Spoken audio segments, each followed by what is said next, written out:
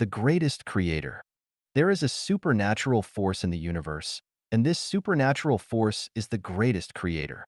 前言, 上帝篇前言, preface to the chapter of the greatest creator. 写评, where is the past of humankind? Where is the limit of humanity's future? Can human wisdom prevent an asteroid from colliding with Earth? If we don't know or can't, then let us seek God. The first sentence of chapter 25 of the Tao Te Ching states, "There is a being, wondrous and mysterious, existing before heaven and earth." The Bible begins by stating, "In the beginning, God created the heavens and the earth." The Diamond Sutra says, "If one sees me through appearances and seeks me through sounds, that person is following a misguided path and cannot see the Tathagata, the greatest creator." The Book of Songs, the Ten of King One Great Brightness states, "This King One, with great care, serves God and enjoys many blessings." The renowned scientist Stephen Hawking wrote in Chapter 8, The Origin and Destiny of the Universe, in a brief history of time. The general theory of relativity itself cannot explain these features or answer these questions because it predicts that at the singularity of the Big Bang, the universe began with infinite density, and at that point, general relativity and all other physical laws break down. It seems that science has revealed a set of laws which, within the limits of the uncertainty principle, if we know the state of the universe at any moment, these laws will tell us how it evolves over time. These laws may have originally been established by God. One possible explanation is that God chose this initial structure of the universe for reasons beyond our comprehension. This certainly falls within the power of an omnipotent creator. Unless it was an act of God to create life like ours, explaining why the universe began in this manner is exceedingly difficult. Humans have six sensory organs: eyes, ears, nose, tongue, body, and mind. So they have six perceptions: vision, hearing, smell, taste, touch, and spirituality. Humans use these six perceptions to communicate with the material world and the non-material world. If a person were blind, how could we convince them that light exists in the universe? How could we prove the existence of light? We would be unable to. Without sight, one cannot perceive light.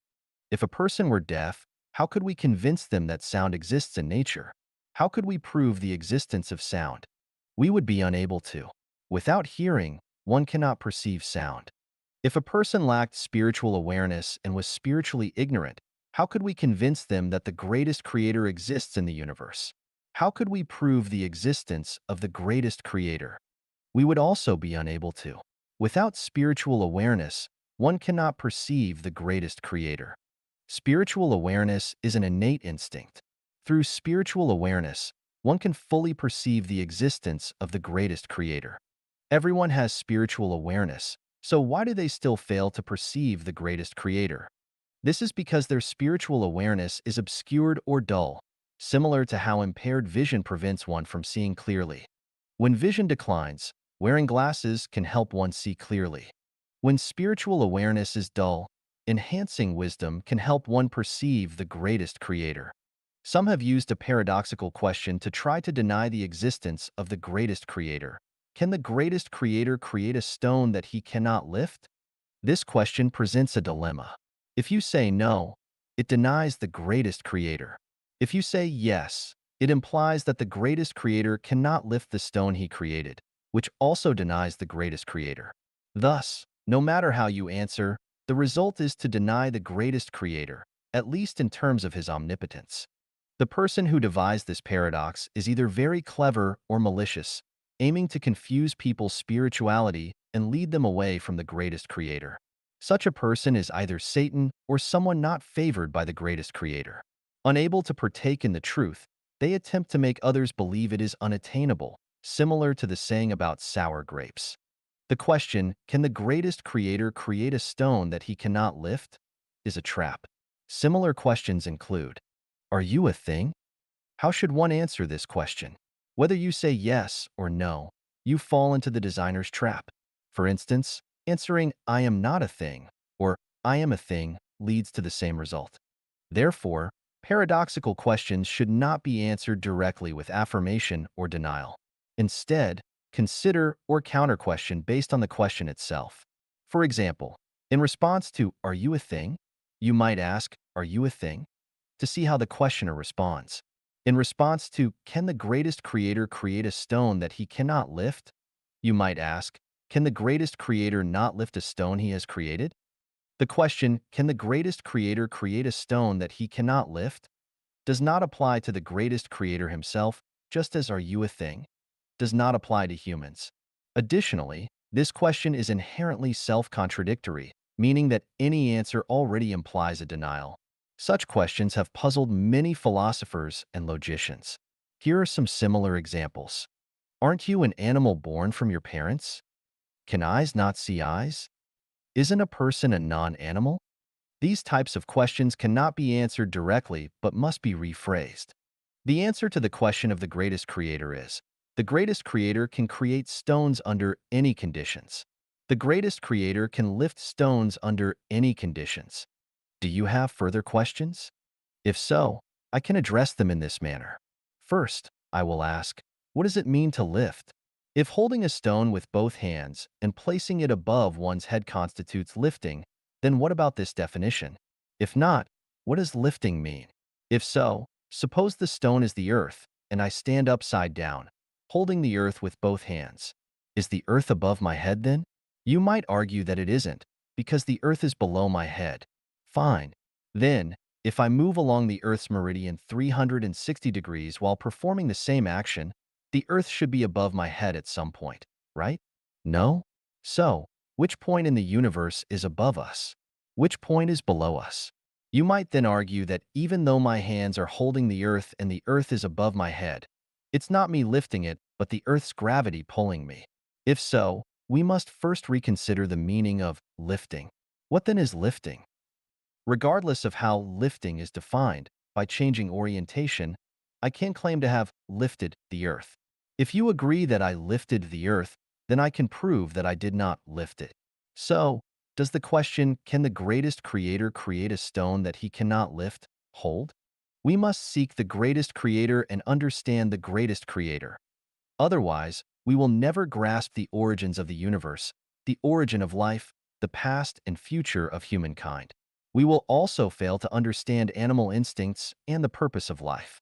I am 46 years old and have worked in over 20 different professions: shepherd, farmer, laborer, youth league secretary, clerk, party branch secretary, instructor of a commune cultural propaganda team, fitter, electrician, auto mechanic, middle school teacher, office staff, office director, translator, driver, salesperson, grocery store manager, restaurant purchaser, bar attendant, nightclub manager, fast food manager, and real estate developer. Except for the roles of office director and restaurant purchaser, which I held for only 2 months each, I have worked in all other positions for more than 6 months. What have I gained from working in so many different occupations? The gain is that a life without faith and without a goal is like a cloud floating aimlessly in the sky, driven by the wind. A few years ago, a mysterious car accident I experienced personally prompted me to start exploring the meaning of life. What am I living for? For the motherland and the nation? Nonsense. I can't even solve my own survival problems. Yet I talk about the motherland and the nation. For my parents? Definitely not, because if it were for them, I wouldn't be able to continue living after they passed away. For my partner? That's absurd. If I didn't exist, my partner might actually live better. For my children? No. Why do people without children still continue to live? My children have established their careers, so why should I keep living? Living not only doesn't help my children anymore, but it also adds trouble and burden to them.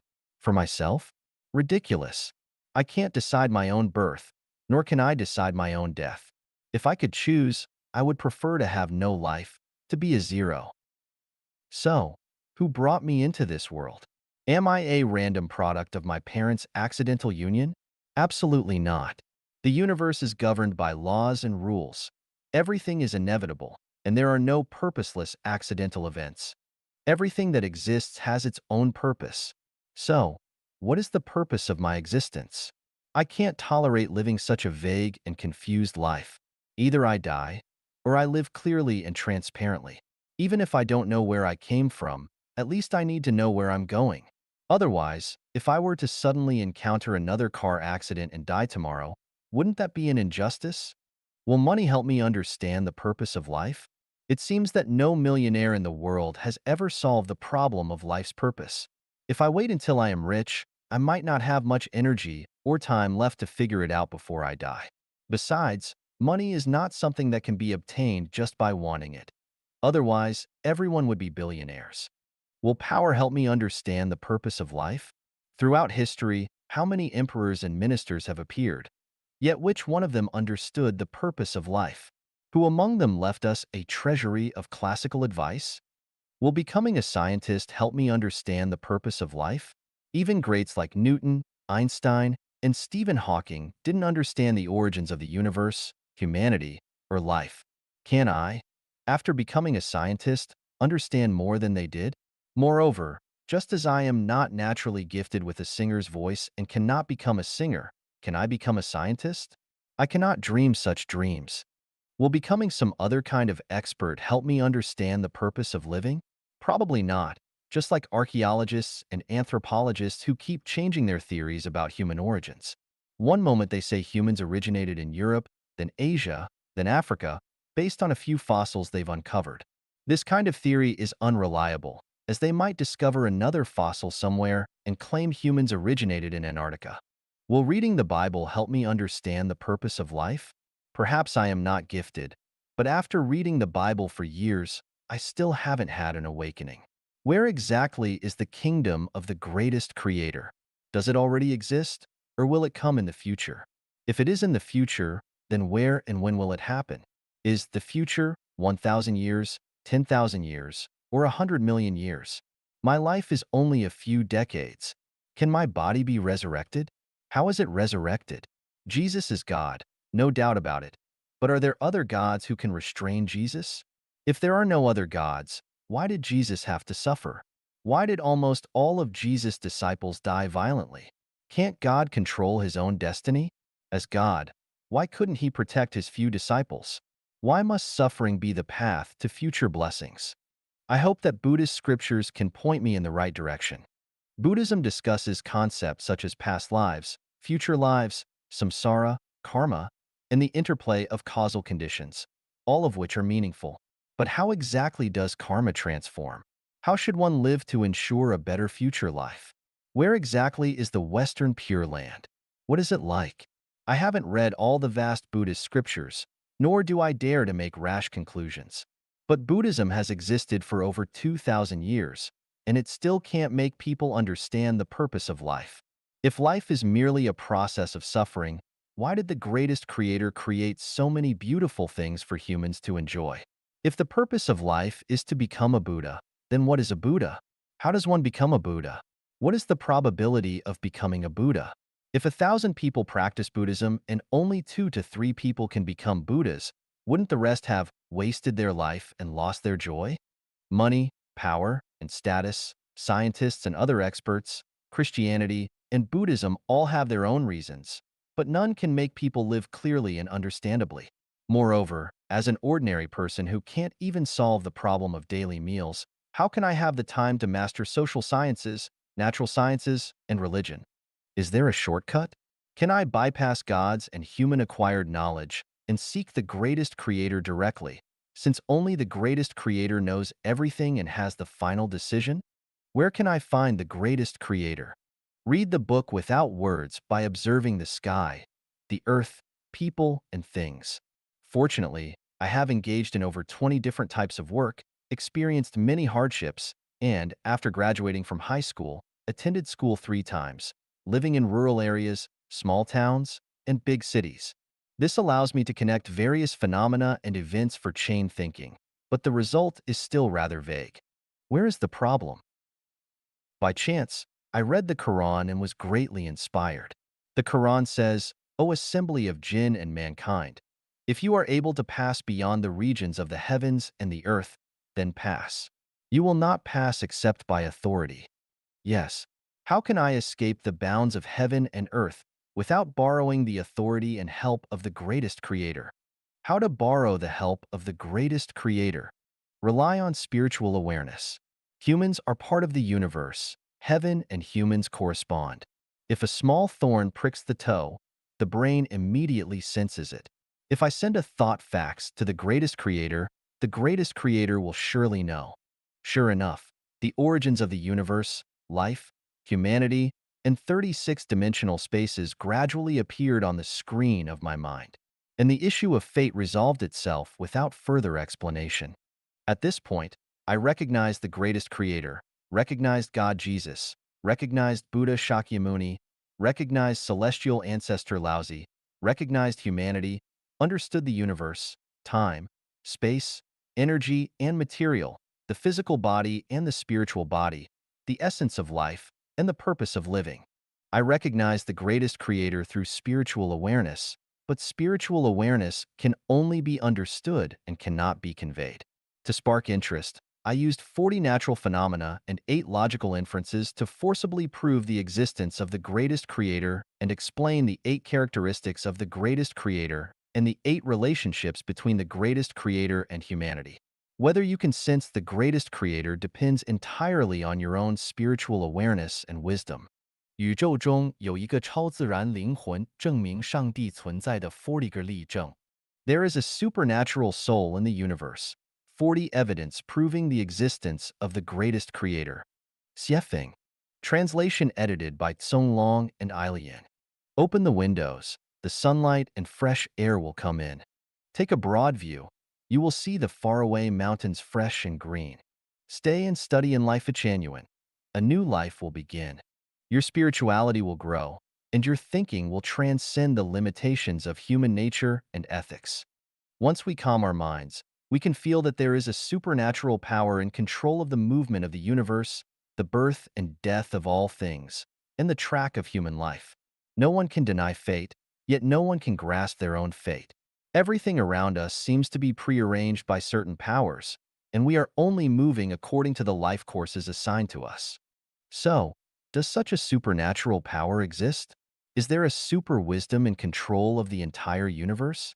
If there is not, then how did the universe come into being? Where did the variety of life forms on the earth come from? If there is, where could the supernatural power be? What is its form? Does it resemble a man? What characteristics does it have? Why can't we see it? Does it care for humankind? How does it manage this astronomical universe? How can we get to know it? wanna有序运行的太阳系需要有人设计安排。The orderly operation of the solar system needs someone's design.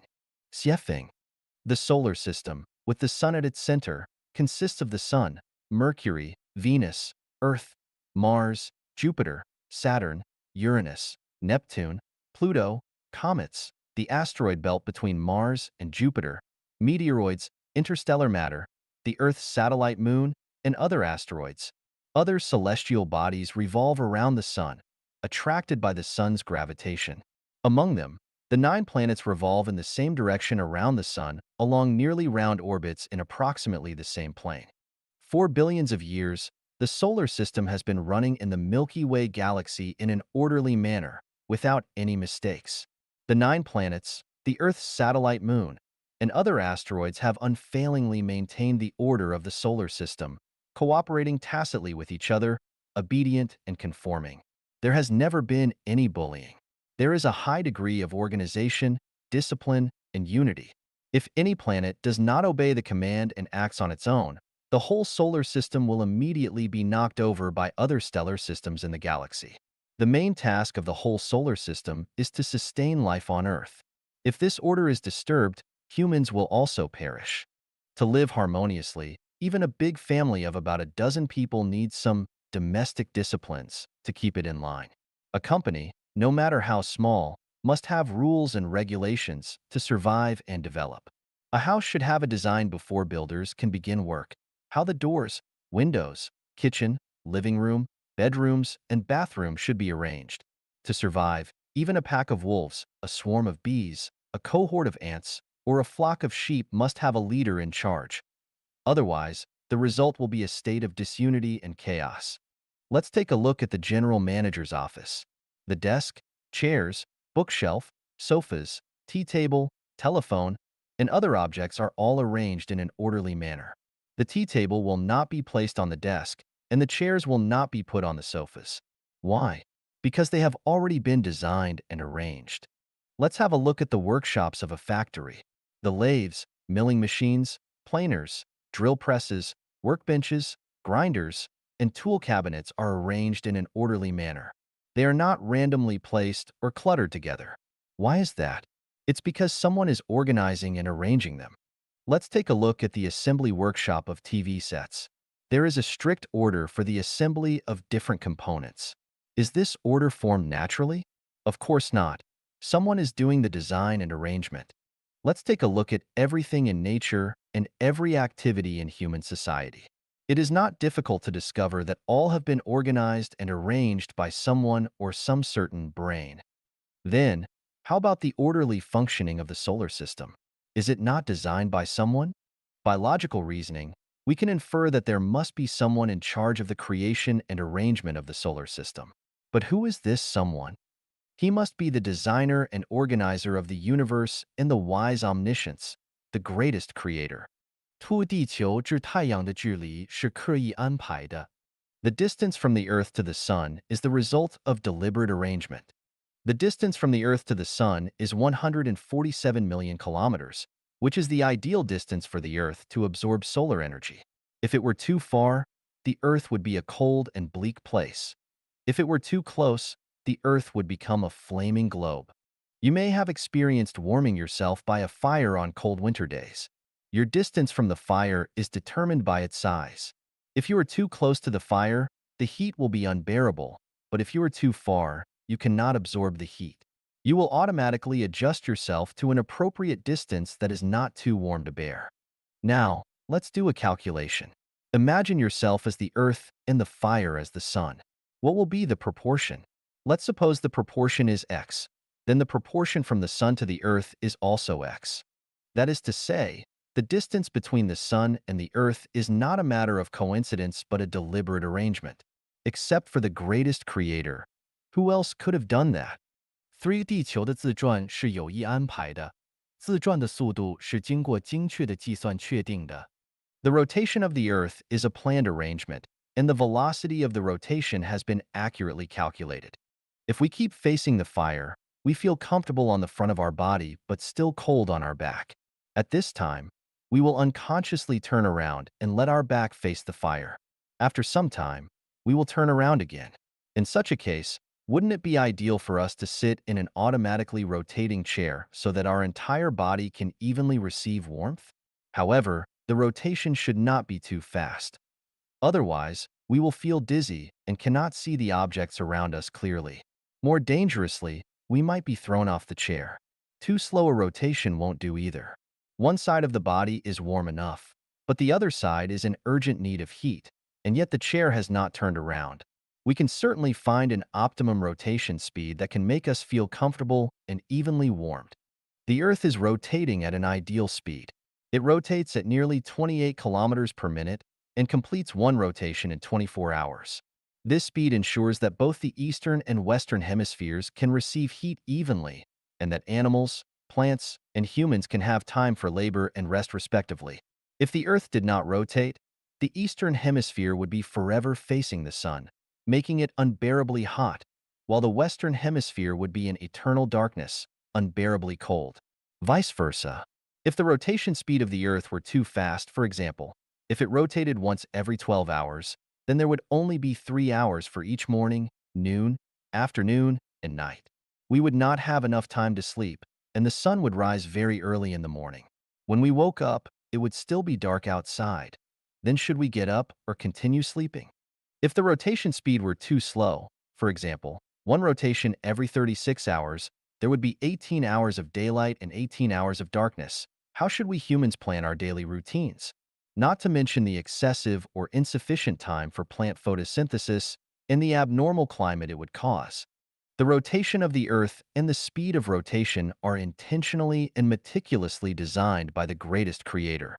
If you are not convinced, just try it yourself and see whether you can come up with a better arrangement.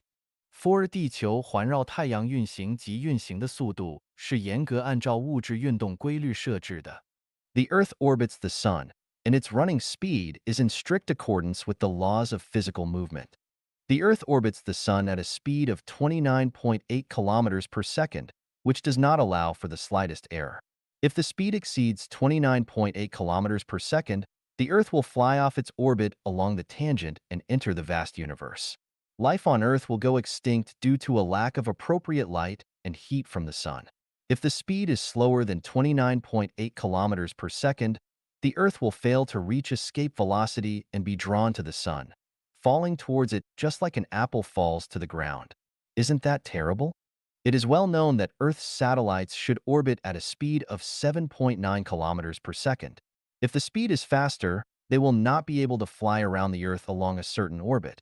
If the speed is slower, the satellites will fall down to the Earth. The speed must reach 111.8 kilometers per second to escape the constraint force of the Earth. The speed must reach 166.7 kilometers per second to escape from the solar system. These are absolute numerical values that allow for no exception or negotiation. Now, think it over. Why should the Earth revolve around the Sun at exactly 29.8 kilometers per second? Why not any other numerical value? Without the calculation and arrangement of a superwise being, is it possible for the Earth to run for 4.6 billion years, obediently, meticulously, and voluntarily? 5. The tilting of the Earth is deliberately set up. 5. 地球的倾斜是特意的设置. As for the Earth's orbit, it is tilted at a gradient of 23.5 degrees. You can use a globe as a sample. Without the tilting, there would be no alternating seasons on Earth. The equator would be unbearably hot, the temperate zone would be turned into the frigid zone, and Siberia and Russia would be part of Antarctica.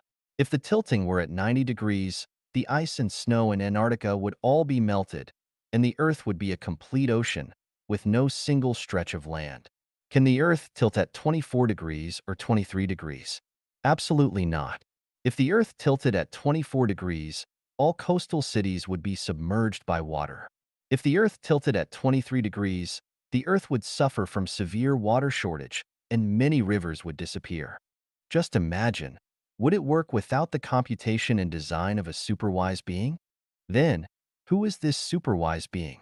Neither you nor I, but the greatest creator. 6. The moon is the guarantee of life on Earth. 6. 月球是地球上生命的保证. First, let's look at some moon-related figures. The moon is 380,000 kilometers away from Earth, and its mass is approximately 1/81st of Earth's mass. The moon completes a circle around Earth every 25 hours. It takes 27.3 days for the moon to go along its orbit as well as auto-rotation for one circle. The time interval between the first full moon and the next is 29.5 days. It tilts at 5 degrees in relation to the ecliptic, and its orbit is oval. The moon moves westward. These figures are crucial for life on Earth, and even the slightest changes could result in catastrophe. Some people have whimsically thought of blasting the moon. Others object to the idea, arguing that the moon should not be blasted, because without the moon, man would lose some sentiment. However, the matter is not so simple. Without the moon's gravitational pull, there would be no seasonal changes, no ebb and flow in the oceans, and no wind, clouds, rain, snow, thunder, or lightning on Earth. Life would not exist. This simple truth doesn't need to be explained in detail, right? One might argue, if life on land disappears, does that mean life in the oceans would also cease to exist? The answer is yes, it would. Can life be born in a still ocean? Moreover, without the moon, we could not have inspiring moments like this. So bright a gleam on the foot of my bed. Could there have been frost already? Lifting my head to look, I found that it was moonlight. Sinking back again, I thought suddenly of home. Without the moon, life could not survive on Earth. Therefore, the moon is specially set up for the benefit of life on Earth, or we might say especially for humanity. Who has set up the moon? Our ancestors? Dinosaurs? Who but the greatest creator could have such power and capacity to hang the moon in the sky? 7. The distance between the moon and the Earth allows for no deviation. 7. 地球至月球的距离是丝毫都不能有偏差的. The distance between the Earth and the moon is 384,400 kilometers. If the distance were shorter, the Earth would be ravaged by raging gusts and torrential rains. If the distance were farther, there would be only gentle breezes, occasional drizzles on Earth, and there would no longer be great storms, typhoons, thunder, and lightning. In other words, life on Earth would suffer from bad weather and harsh environments. Just imagine what would happen if a jet plane skimmed just 1 meter above our heads. Not to mention the impact of the infrasonic and shock waves generated by the fast-flying plane. Even the whirls of air currents brought about by the flight would carry us off our feet. The tiles on the roofs would certainly be blown away, and a course of water gully and water wall would be formed when the plane skimmed over the water. Suppose the volume of the plane was equivalent to 3 football fields. What would happen if it flew past the surface of the Earth? The consequences would be catastrophic. In the area it passed by, there would be scenes of general turmoil and mess, with animals scampering for their lives, people and horses thrown off their feet, walls tumbling down, wind roaring, and waves billowing. The ships on the sea would be wrecked, and the coastal areas would be frequently pestered by sudden storms. If this situation were to occur every 25 hours, the survival of life on Earth would be unimaginable. What would happen if this plane were the moon? Not to mention the effects of other harsh elements on life. One flight of such a plane would bring 1/3 of the ocean's water to the land. If it flew around the globe once, the resulting hurricane would cause downpours to descend from the sky, and all the continents would be transformed into an ocean. Could life survive such a scenario? Therefore, the distance between the Earth and the Moon cannot allow the slightest deviation. Then who designed such an appropriate distance? Undoubtedly, the design was made with accurate calculation by a superior being more intelligent than human beings. 8. Great storms, typhoons, and thunder and lightning are deliberately choreographed. 8. 大风大浪、台风和雷鸣闪电是有意编排的. The occurrence of great storms, typhoons, thunder, and lightning is due to the existence of the moon. Without gales, the convection of hot and cold air on Earth would be impossible. Chilly and sweltering weather would continue for longer periods. Clouds over the ocean would not drift towards land, and there would be no rain or snow. Without billows, there would be no gales. Without typhoons, vapor over the ocean could not be carried to the plains and plateaus.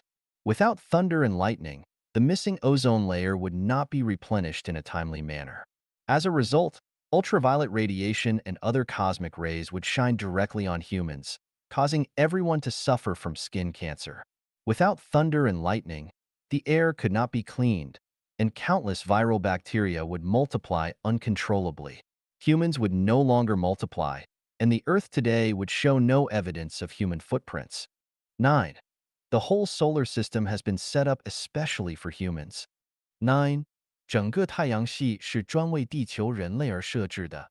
We can see, as mentioned above, that the distances between the celestial bodies, the sizes of different celestial bodies, and their speeds of movement have all been accurately and meticulously designed and arranged in strict accordance with the scientific laws of the survival and development of matter.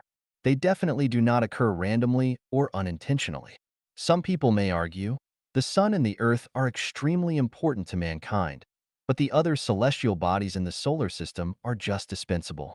Actually, this is not the case. Mercury, Venus, Mars, asteroid clusters, Jupiter, Saturn, Uranus, Neptune, and Pluto are all set up to protect the Earth. They are additional bodies of the Earth and have been set up and arranged for man. A riddance of any heavenly bodies or a change to any factor will alter the orbit of the Earth, and humans will not survive on Earth. Life only exists on Earth in the entire solar system, and there is absolutely no life on other planets because they are appurtenances of the Earth. To discover the secrets of the universe, astronomers have created countless space telescopes to observe space all day and night. This is a tiring task. Actually, if only we are capable of calculating and thinking, we can calculate, starting from man's basic necessities for survival, the masses of the Earth, the Moon, and other celestial bodies, the distances between them, their orbits, and speed. Without looking up into the sky, we can know what is there beyond Pluto and whether Uranus has satellites. When we come to know that there are superior life spaces apart from human society, we can infer the size and structure of the entire universe. When we are aware of this, we will discover that there are no superfluous galaxies and celestial bodies in the universe, and each has its function and position. Suppose we are in a highly democratic and developed country. We can infer from the clean and tidy streets that the country has a highly efficient urban sanitation management organization. From the size of the city and its population, and the living standard and other factors, we can work out the number of dustmen in this city without counting them one by one from each street to lane. If the actual figure is one more than our calculation, it is also to account for the possibility of someone needing to be replaced temporarily due to unforeseen circumstances. 10. The Earth's skin, atmosphere. 10. 地球的皮肤大气层. The atmosphere occupies the space from sea level to 1,000 kilometers above. 99% of the atmosphere is concentrated within a space of 40 kilometers from the surface of the Earth and above. The atmosphere is divided into the troposphere, stratosphere, mesosphere, ionosphere, and exosphere, according to the different chemical components within various altitude ranges. The range about 18 kilometers above sea level belongs to the troposphere. 99% of the troposphere consists of vapor. The climatic changes and natural phenomena of thunder and lightning, wind and rain, drifting clouds, evening or morning glow, and rainbows all occur in the troposphere. The atmosphere consists of 78% nitrogen, 21% oxygen, and 1% of other gases, such as carbon dioxide, argon, and ozone. The aerosphere is the skin of the Earth without which the Earth would be as bleak and desolate as the Moon, Mars, and other celestial bodies. There would be no life on Earth. Then how did the Earth's skin come into being? Some may say the atmosphere occurs naturally. Then why is there no atmosphere on the Moon and Mars? The proportions of different gases in the atmosphere are just right. The increase or decrease of the proportions of any gases would be catastrophic to life on Earth. For example, oxygen accounts for only 21% of the atmosphere. The absence of oxygen will mean the instant death of humans and animals, and the reduced amount of oxygen will hinder the normal activities of humans and animals. It is impossible to carry out normal activities on the summit of Mount Everest in the Himalayas because of the scarcity of oxygen. Spacecraft must be equipped with adequate oxygen for astronauts to carry out normal explorative activities. If oxygen in the atmosphere accounts for more than 21%, people and animals in low-latitude regions may suffer poisoning, and inflammables in nature will be liable to spontaneous combustion. An iota of spark may trigger many things ablaze. Apart from moisture, sunlight, and carbon dioxide, plants also need a large amount of nitrogen oxide for their growth. If the content of nitrogen is less than 78%, no matter how often or on what scales thunder and lightning may occur, there won't be enough nitrogen oxide created for the absorption of plants on the surface of the Earth. The amount of carbon dioxide accounts for less than 1% of the atmosphere. The small amount of carbon dioxide is the core factor of the greenhouse effect, which maintains the global temperature between minus 21 degrees and 14 degrees Celsius. Without carbon dioxide, the ocean will freeze up and the plants will die out. However, with too much carbon dioxide, humans and animals may die of poisoning, and the temperature of the Earth may rise dramatically. We may ask, how did the atmosphere and the accurate proportions within the atmosphere come about? We cannot always attribute inexplicable phenomena to naturally formed as a matter of course, can we? Without the careful attention of parents, can a person grow up naturally after he was born? Is the electrical lighting we use generated naturally? Does a plane, weighing dozens of tons, fly naturally in the sky? Can we naturally reap a bumper harvest by simply throwing some seeds on the ground without hoeing the weeds, fertilization, and watering? In the universe, there is absolutely nothing that happens naturally or spontaneously. Everything is managed by a person or intelligence. In light of this, is there anyone who still doubts it? 11. The guardian of life, the ozone layer. 11. 生命的保护层, 臭氧层. Up in the sky, between 20 and 30 kilometers from the Earth's surface, there exists a sky-blue transparent sphere. It is the ozone layer in the stratosphere of the atmosphere, which is the guardian of life on Earth. Without it, cosmic rays, especially the ultraviolet rays emitted by the sun, would shine on humans and animals without any resistance. As a result, 99% of humans and animals would be inflicted with cancer and cataracts, and their immune systems would be weakened, making them susceptible to contagious diseases like the flu, which could wipe out entire populations. Because of this, the Vienna Conference in 1985 and the London Conference in 1990 established a resolution to protect the ozone layer. Why? First discovered by a German scientist in 1839, ozone is a relatively unstable light blue molecule composed of three oxygen atoms. The ozone molecule mainly results from the photolysis of intense ultraviolet radiation. The content of ozone accounts for less than 100,000th in the atmosphere. 90% of ozone is concentrated in the ozone layer, which absorbs and filters ultraviolet radiation waves that are readily absorbable by the nucleic acid in biological cells. Ranging in wavelengths between 240 nanometers and 320 nanometers, these ultraviolet radiation waves can cause the aforementioned diseases and pose a direct threat to the survival of life on Earth if they are absorbed by animals, plants, and humans. Ozone and the ozone layer are protecting humans, but the ozone inhaled by people near the ground is a harmful substance, which is capable of damaging lung tissues and the photosynthesis reaction system of plants. As a powerful photochemical oxidant, it can cause great damage to rubber, plastics, and the life of animals and plants. It can react with the hydrocarbon of automobile exhaust and volatile gasoline to generate organic pollutants like acetaldehyde and ketone. In 1973, two scientists from the University of California discovered that the synthetic substances known as CFCs had the ability to deplete the ozone layer. Meanwhile, human activities in the refrigeration and aviation industries were contributing to ozone generation. Human activities are pushing themselves to the brink of extinction, which has brought concern to scientists and far-sighted political leaders. This is why people should protect the ozone layer while preventing the increase of ozone in the troposphere, especially within the Earth's surface. The ozone layer also has other functions. For example, it can collide with meteorites in space, burning and digesting them in the ozone layer. Without this protection, the Earth would be littered with meteorites, and the planet's weight would not be the same as it is today. The Earth would have fallen into the sun long ago. I am not here to discuss how to protect the ozone layer, but to illustrate that the ozone layer in the atmosphere has not formed naturally.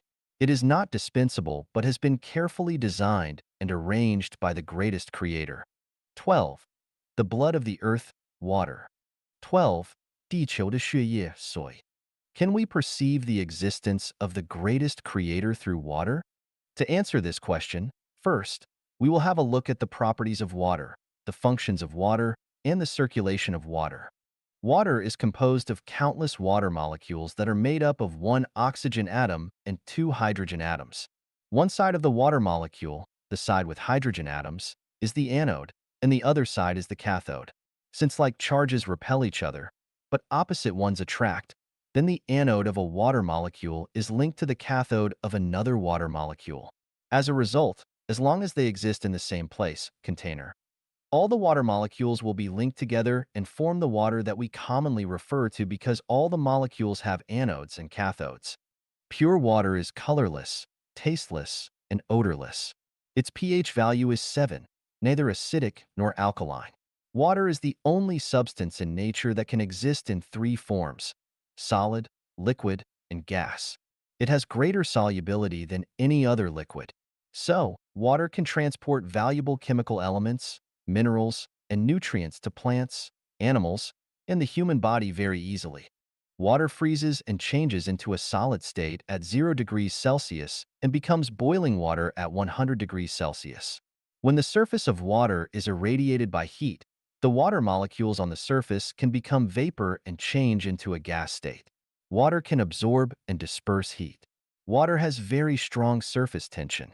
When the sun shines on the water surface, the heated water will evaporate and become vapor, which can continuously rise in the troposphere until the strong wind brings it to the distant sky over the land, where the rising warm air current from the heated land surface will force it to continue the ascent until it meets the cold air current.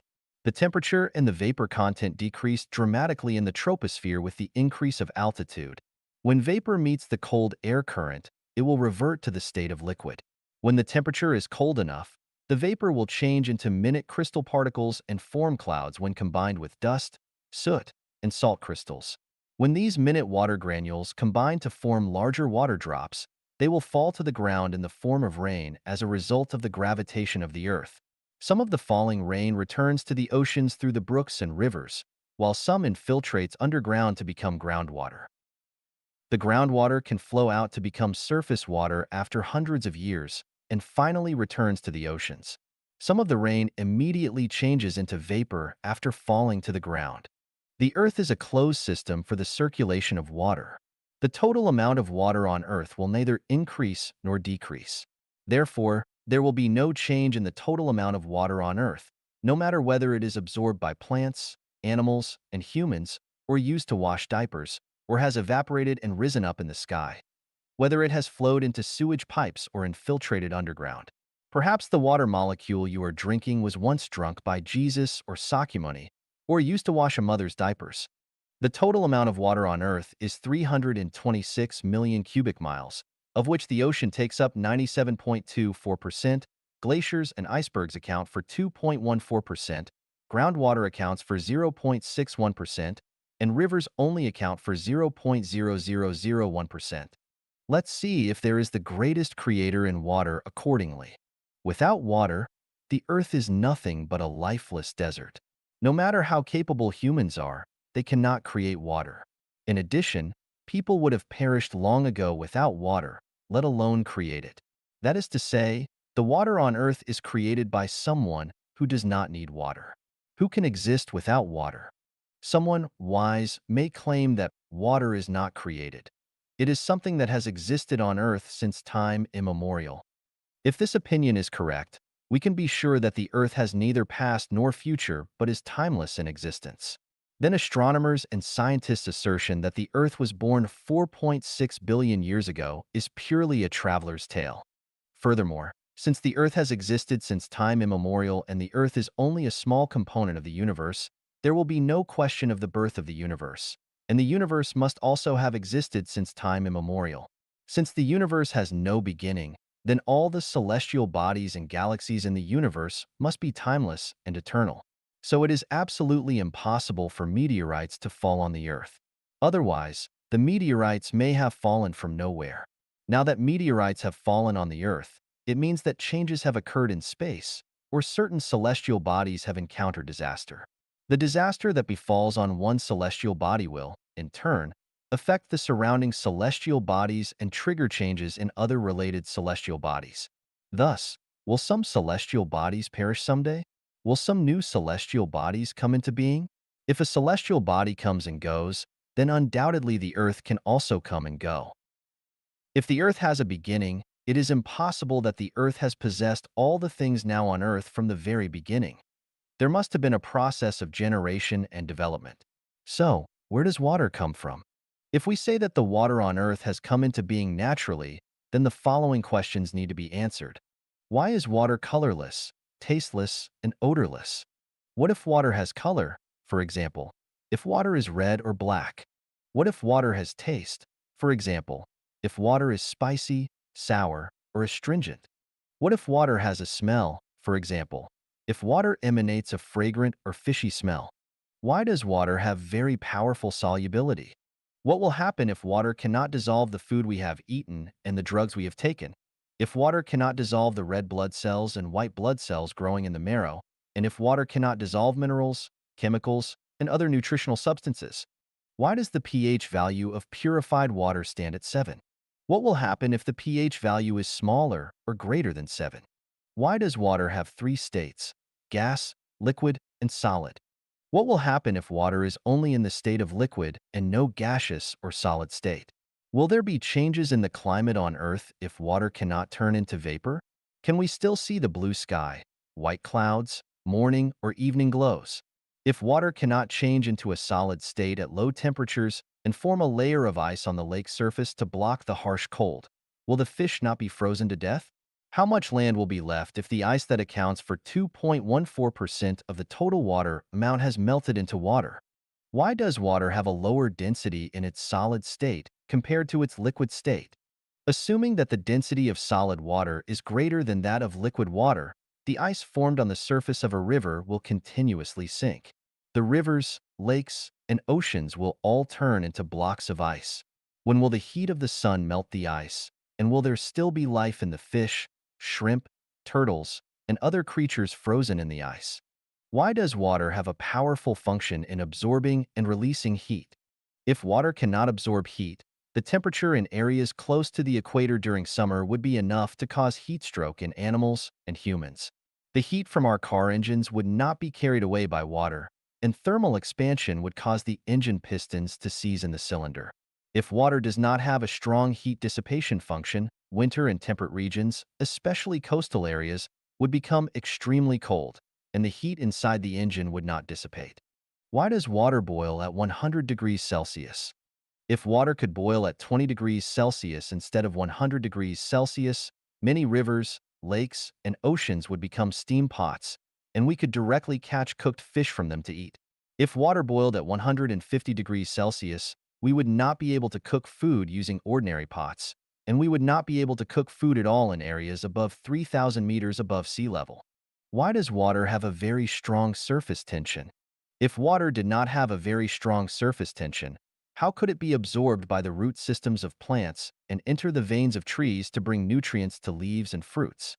How could it move inside the capillary vessels of humans and animals and transport nutrients to the surface layer of skin and internal organs? Well, that's enough about water for now. Just imagine, if water were not created by the greatest creator through careful arrangement, would it be possible for nature to create water with the special functions mentioned above? 13. Cheap and essential daily necessity, salt. 13. 价廉物美的日用品盐. When I was a child, I used to see a woman with an extremely large neck in our village. Every time I saw her, I would involuntarily take more glances at her. Later, I asked my grandma, "Why is her neck so big?" Grandma replied, "According to doctors, because she did not have enough iodized salt." When I was young, there were a fairly large number of mentally challenged people in the two neighboring villages. I asked my father, "Why are there so many retarded people in those two villages?" My father responded, "Possibly because they have had too much salt from buying gully." Let me talk a little bit about my hometown in this paragraph. I spent my early childhood in my hometown where the Yellow River and Dasha River met. My family had an orchard and vegetable garden, from where I could look westward at the spectacular view of the Yellow River falling from the sky, which glittered in the sunshine. To the north, across the river, were the beautiful scenes of Wangjia Mountain and Wangjia Plain, and the flocks of horses, cattle, and goats on the shoals. To the south, wire-pulled boats and sheepskin rafts were ferrying passengers across Dasha River. To the east, cascades of houses were shaded and embraced by green trees. The two springs near the village were warm in winter and cool in summer. All year round, clear and sweet water flowed from these springs, and I grew up drinking their water until I became a teenager. Who doesn't say my hometown is good? But my hometown was exceptionally beautiful. Unfortunately, my hometown has now become the territory of the Dragon King. The construction of the Lujiaxia Reservoir has created tremendous wealth for the 5 provinces and autonomous regions in northwest China, but at the same time, it has sacrificed my hometown. The building of the motherland requires everyone's sacrifice, and this is very reasonable. But what remains depressing is that, dear motherland, you have forgotten the people who have dedicated their homeland. I was barely a teenager when I left my beloved hometown and migrated to a new place, which was intersected with ravines. There was barren soil, endless desolation, and no more beautiful scenery. What remained were the primordial scenes of struggling for survival. My uncle had to leave for other places with my cousins and beg for food. These scenes are still vivid and fresh in my mind, and each time I recall them, my tears flow. Motherland, can't you make some compensation for your faithful children who have sacrificed for you? Yes, you can and you did. Every time you only gave us a set of selected works of Mao Zedong for consolation. Your representatives came 5 times, so our family got 5 sets of selected works of Mao Zedong. The spiritual power is infinite, and the force of example is immense. But you have overlooked the fact that we are merely ordinary people. Even if you have piled my house and courtyard with selected works of Mao Zedong, we still need food and clothes, and need to get married. Motherland, Have you ever thought about the lives of those poor people who have sacrificed their homeland for you when you spent hundreds of millions of RMB decorating Chang'an Avenue? Now let me return to the topic. There is a deep gully called Bayan Gully near the two villages just mentioned. In the gully, there flows a gurgling stream, not of clear spring water, but of salty and turbid water. In order to save a few coppers earned from selling eggs while having salt, the people there made salt from the water of Bayan Gully. The question of whether the people in the two villages got retarded from eating the salt from Bayan Gully can be left to scientists. We can infer from the two examples that salt is extremely important to humans. In human history, the salt business was very profitable. Salt merchants were the symbol of wealth. Countless fights and wars have broken out between men for the control of salt origin and the channel of salt business. In ancient times, soldiers were offered salt as a prize, and laborers were also paid by salt. When salt became a rarity, it was more valuable than gold. Just like water and air, none of US can live without salt. Our daily food can dispense with any other seasoning, but not salt. Apart from water and air, salt is the most important necessity for life among natural resources. The main component of salt is sodium chloride. Rock salt, lake salt, salt bed salt, and sea salt may differ in their respective structures and composition. For example, the refined salt we usually purchase from stores is cubic crystal in structure, while the lake salt is polygonal crystal. The best salt should be sea salt made through the sunlight-caused evaporation of seawater. Such salt contains over 80 minerals needed by the human body, including iodine, calcium, potassium, magnesium, aluminum, barium, chromium, iron, manganese, fluorine, zinc, nickel, copper, phosphorus, and the like. Salt is not only a superior seasoning and preservative, but also the key substance to keep us healthy and vigorous. Salt can help the digestion of food and transfer nerve impulses to muscle tissues. But consuming too much salt can damage the heart, cause high blood pressure, and lead to overweight, as well as the decline of kidney function, the disorder of menstruation, and edema. The most important thing for life is air. Without air, man will die immediately, so there must be an adequate supply of air to guarantee the viability of life. The second most vital thing is water. Without water, man cannot survive for long, so there must be a great reserve of water to keep life going. The third most important thing for life is salt. Without salt, man can survive for a longer time, but will eventually die of weak limbs and frail body. Therefore, it is also necessary to have a certain amount of salt in store which can be obtained with little effort. When we shop for salt, we will find that salt is lower priced in comparison with other goods. As for gold, pearls, and diamonds, they are only ornamentals for life and are not necessities, so they are scarce in amount and not easily obtained. If seawater is not salty, there will be no salt on Earth. Since seawater is inexhaustible, we will never be short of salt. Now let's see. For life in nature, the more important things are, the greater their supply. The less important things are, the smaller their supply. Is this simply a matter of unconscious coincidence of nature? Or is it a purposeful arrangement by some mysterious power? 14. Photosynthesis, the source of food for life. 14. 光合作用，生命食粮的源泉. To survive, humans need not only air, water, and salt, but also need to absorb nutrients, mainly carbohydrates. Where do carbohydrates come from? They come from photosynthesis. What is photosynthesis? Photosynthesis is the process by which plants and other organisms use light energy to convert carbon dioxide and water into the nutrients they need, specifically carbohydrates. The human body cannot conduct photosynthesis, and neither can any other animals. Photosynthesis mainly occurs within green plants. Therefore, humans must rely on green plants. Photosynthesis can be briefly described as follows. When sunlight shines upon the leaves of plants, it will be captured by chlorophyll in the cells of leaves. The light energy captured by chlorophyll will decompose the water entering the leaves via roots into hydrogen and oxygen.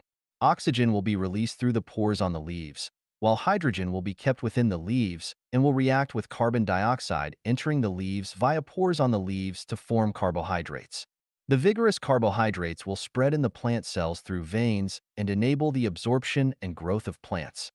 The most common type of carbohydrate is glucose, which will combine with nitrogen to form amino acids, proteins, and nucleic acids needed by life. Nitrogen is carried inside plants mainly through the water absorbed by the root systems of plants. Because of photosynthesis, part of the carbohydrates formed inside the plants will be supplied to the plant itself, and the rest will be stored in the leaves and fruits. Humans and animals absorb carbohydrates by consuming the leaves and fruits of plants. Carbohydrates are compounds composed of carbon, hydrogen, and oxygen atoms. Sugars, glucose, and fructose are simple carbohydrates, while starch and cellulose are relatively complex carbohydrates. The molecules of simple carbohydrates contain only a few carbon, hydrogen, and oxygen atoms, while the molecules of complex carbohydrates have many carbon, hydrogen, and oxygen atoms. All the food we eat, fundamentally speaking, comes from photosynthesis. Without photosynthesis, there would be no humans. Some people argue, I do not rely on plants and can survive only on poultry and domesticated animals, so I don't need the photosynthesis of plants. The problem is without the photosynthesis of plants, there would be no poultry and domesticated animals, as they rely on plants for survival. Of course, we can survive by eating fish, but fish also rely on the photosynthesis of algae and some protists. From a natural point of view, only plants can make food. Animals and humans cannot make food themselves because their bodies do not have the elements for photosynthesis. In addition to providing food for itself, animals, and humans, the photosynthesis of plants has a tremendous function, the absorption of carbon dioxide and the release of oxygen. If plants did not make oxygen, animals and plants would have died out long ago. If plants did not absorb carbon dioxide, the carbon dioxide in the atmosphere would exceed the norm, and the greenhouse effect would worsen, and the temperature of the Earth would be too high for humans and animals to survive. Do you think that the photosynthesis of plants begins and happens incidentally? 15. 自然界的对称，神秘而伟大的力量。15. Symmetry in nature, a mysterious and great power. Look into the mirror. You step forward, and the person in the mirror steps forward. You move backward, and they do the same. You smile, and they smile back. You raise your leg, and so does your reflection. Take the mirror as a tangent, and you and your image in the mirror have formed symmetry. If an object is cut in half vertically from the midpoint and the left and right sides completely overlap each other, then this object is symmetrical. Let's look at the microscopic and macroscopic world, and we will discover that galaxies, the solar system, the Earth, humans, birds, tigers, fish, frogs, roundworms, flies, crickets, leaves, fresh flowers, butterflies, shells, eggs, seeds, cells, and so on are all symmetrical objects. Tornadoes, vortexes, diamonds, crystals, pyrite, pearls, hair, water droplets, the orbits of celestial movements, and helixes are also symmetrical. Among the Arabic numerals of 1, 2, 3, 4, 5, 6, 7, 8, 9, and 10, the odd numbers 1, 3, 5, 7, and 9 are symmetrical with the even numbers 2, 4, 6, 8, and 10. The number of men is symmetrical with the number of women when considered on a larger timescale. Symmetry is omnipresent in the universe. Without symmetry, there would be no universe. Why does the nail that sticks out gets hammered down? Because the nail that sticks out breaks the symmetry. Why does the Leaning Tower of Pisa make people feel uncomfortable? Because it has lost its symmetry. Why are some people called handicapped? Because they lack symmetry. Why was the World Trade Center of America bombed? Because America had become unsymmetrical with other countries. Why was Falun Gong suppressed? Because it was not symmetrical with Chinese culture at the time. Why have many ancient civilizations in human history declined? Because they have lost symmetry. Why are monsters and demons frightening? Because they are asymmetrical. Why do some artists' works look disgusting? Because their works lack symmetry. Why do some buildings appear unsafe? Because they are not symmetrical. Why are some people irascible? Because they are psychologically asymmetrical.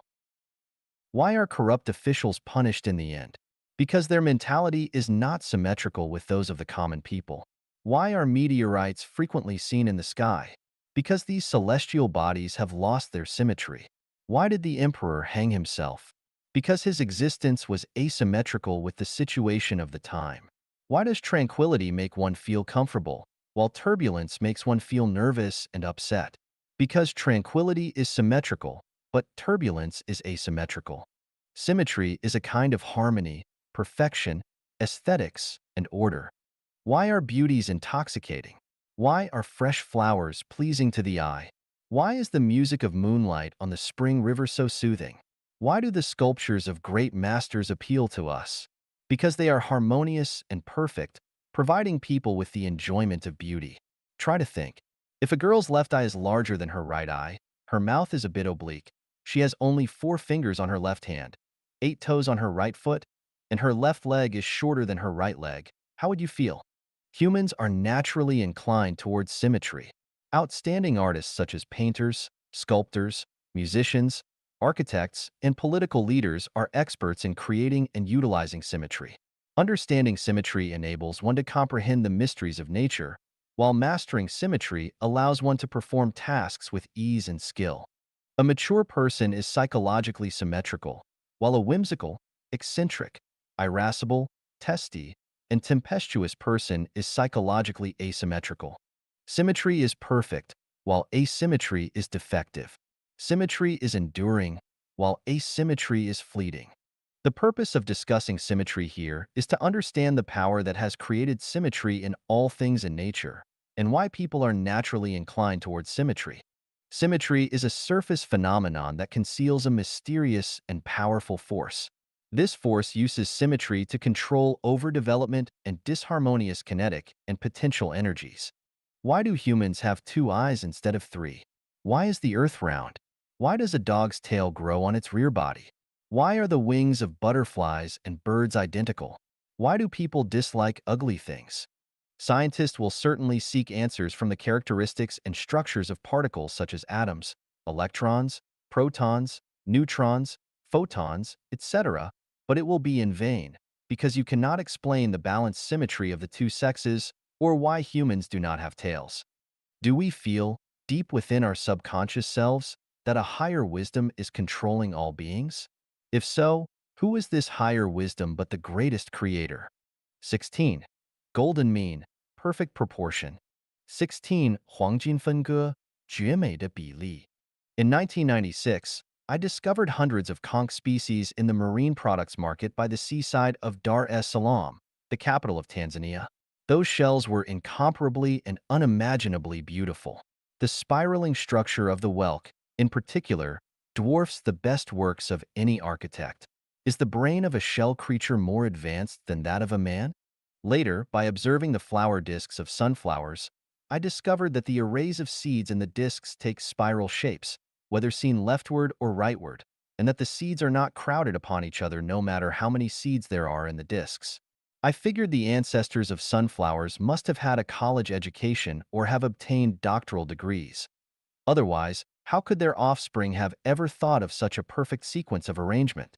Then, by observing the arrangement of celestial bodies in the solar system, the size of the Earth, and the arrangement of human body and plants, the arrays of branches and leaves of growing plants, the arrays of different petals, the sizes of various insects and the arrangement of their trunks and legs, and the arrangement of 5 sense organs, 4 limbs and torso of the human body, and so on, I discovered that everything in nature has a certain proportion, which is not controlled by an organism itself, but predestined by heaven.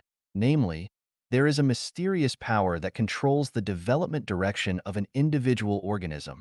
Take man, for example. Please open your hand. Why are there only 5 fingers on the palm? Why is the middle finger longer than the other 4 fingers? Why does the thumb not stand in line with the other 4 fingers?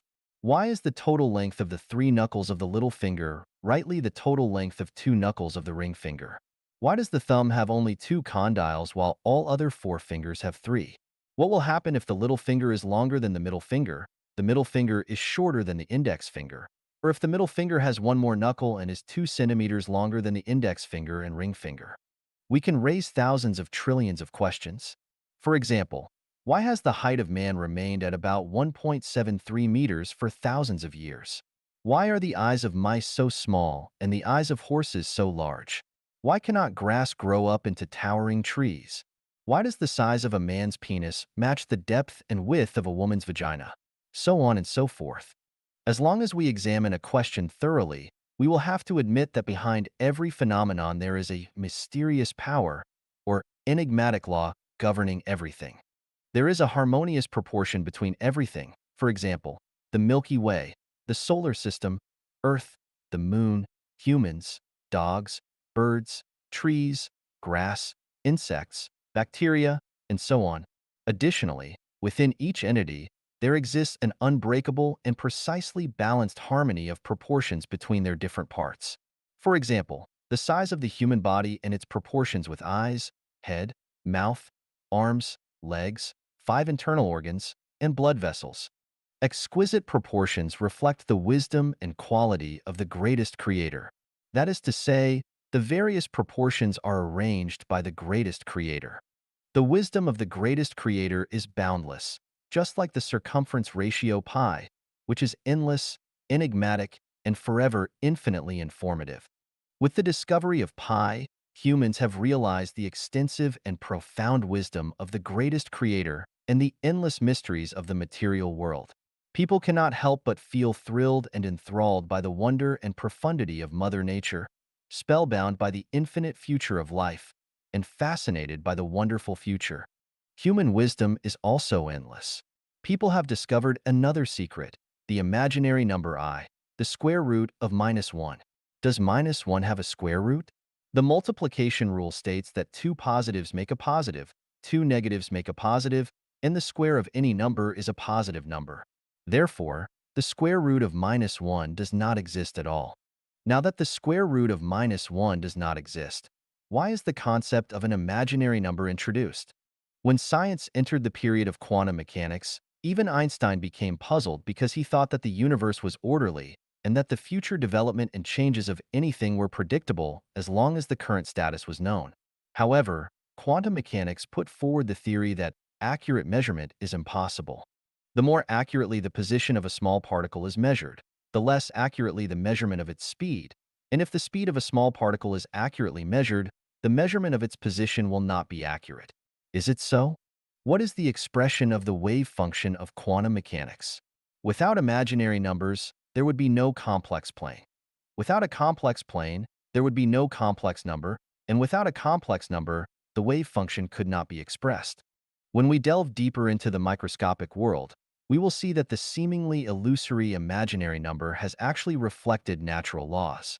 The illusory thing, regarded as impossible by people, actually plays a critical role.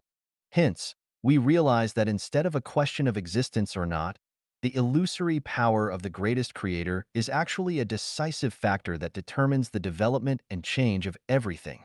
Therefore, we realize that in addition to real numbers, there are imaginary numbers, and that there is a non-material world apart from the material world. Moreover, we understand that in addition to the flesh of life, there is a spiritual entity. We come to realize that time is not solely linear, but also has a lateral dimension. In the material world, time appears to be linear, progressing from past to present to future. However, in the realm of the illusory, non-material world, time is lateral. When it comes to humans, the physical body experiences time in a linear manner, with a past, present, and future, and with birth and death. However, the spiritual essence of a person experiences time laterally, transcending the linear progression. The spirit is not confined to the physical body and can, at any given moment, depart from it and enter the lateral dimension of time. The positive and negative numbers of the material world can form a function. Such a function has 4 quadrants, areas. If we include imaginary numbers into the function, we will have a complex function. A complex function has 16 quadrants, areas. Please ask yourself, which quadrant is my life in at present? The main purpose of this section is to explore the proportions in nature. Of all the proportions, people have found a special proportion, the golden mean, another secret of nature after the circumference ratio pi and the imaginary number I. So what is the golden mean phi? Take the human body, for example. If the ratio of height to the length from the sole to the navel equals the ratio of the sole to the navel and from the navel to the top, then the proportion is the golden mean. What is the proportion? The ratio of the golden mean is 1.6180339874989484821. Let's look at another array of numbers: 0, 1, 1, 2, 3, 5, 8, 13, 21, 34, 55, 89, 144, 233, 377, 610. The above figures have a feature, that is, a number is just the sum of the previous two numbers. If each number of this array is divided by the number before it, we can derive the following numbers: 1, 2, 1.5, 1.666, 1.6, 1.625, 1.61538, 1.619, 1.6176, 1.61818, 1.61797, 1.61805, 1.61802, 1.61803, 1.61803, 1.61803. If we continue the process, the value tends to be 1.6180339874989484821. 1, 2, 1.5, 1.666, 1.6, 1.625, 1.61538, 1.619, 1.6176, 1.61818, 1.61797, 1.61805, 1.61802, 1.61803, 1.61803, 1.61803. What is the point of this value? It contains unlimited meanings. One of them is beauty. Why are the conches mentioned earlier in this section incomparably beautiful? It is because they have developed according to the ratio of the golden mean. Why are flowers so pleasing to the eyes? Because they have grown according to the golden mean. Why don't the seeds of plants fight with each other? Because they are arranged according to the golden mean. Why do some people look so pretty? Because every part of their figures reflects the golden mean. Why can musical instruments play melodious tunes? Because the chords of the instruments and the melodies approximate the golden mean. Why do some architectures look so harmonious and comfortable? Because the layout of these buildings has been designed according to the golden mean. Will you think it is beautiful if a person has the neck of a giraffe, the eyes of a mouse, or arms longer than those of an ape? Will it be harmonious if an 80-meter building is built among the 8-meter houses, or if a 5-meter bungalow is built among clusters of high buildings? People growing up in the countryside know that if all villagers live in low bungalows and someone builds a 3-story building on a whim, this person is sure to suffer bad luck. Why was America's World Trade Center blasted off? Seemingly, it was destroyed by terrorists, but actually, the destruction has something to do with its height. Similarly, if you live in a bungalow in an area surrounded by high buildings, you will feel depressed, and you and your children will have little chances of development. We often see judges give scores for contestants on television. The final score for Jinyu Meizi is after crossing out the highest point and the lowest score. Why should the highest and lowest scores be crossed out? It is because they are problematic, discordant, and extreme. Things always reverse themselves after reaching an extreme. Everything must develop within a certain proportion and must be agreeable with its surroundings. If the range of proportions is exceeded, it is no longer beautiful and harmonious. What is harmony?